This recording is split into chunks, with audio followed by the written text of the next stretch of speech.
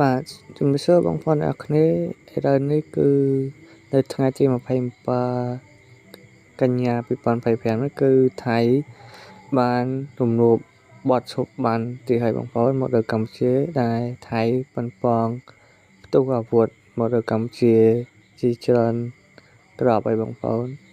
នៅខេត្តព្រះវិហារបងប្អូនចឹងសូមឲ្យបងប្អូនដែលនៅជាប់ព្រំដែនមានការប្រុងប្រយ័ត្នឲ្យបានខ្ពស់បងប្អូនដោយសារទៅថៃគឺ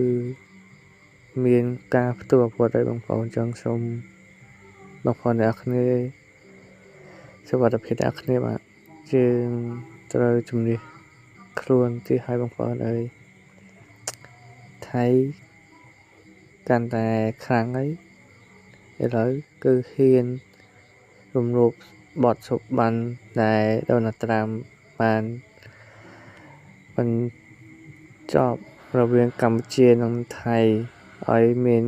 បទឈប់បានចឹងមានតែដូណាល់ត្រាំនិងម៉ាឡេស៊ីដែលជាប្រធានអាស៊ានដូវេនទេដែលជួយកម្ពុជាយើងហើយយើងក៏ត្រូវតែជួយខ្លួនយើងដែរបងប្អូនចឹងសូមឲ្យបងប្អូនសុខសប្បាយទាំងអស់គ្នាបាទ